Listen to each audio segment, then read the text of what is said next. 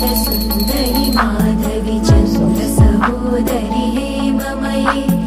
मुनिगणवन्दित मोक्षप्रदायिनि मञ्जुलभाषिणि वेदनुते पङ्कजवासिनि देवसुपूजित सद्गुणवर्षिणि शान्तियुते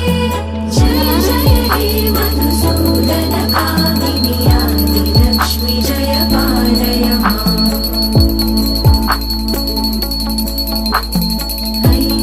कल्मषनाशिनि कामिनि वैदिकरूपिणि वेदमये क्षीरसमुद्भव मङ्गलरूपिणि मन्त्रनिवासिनि मन्त्रनुते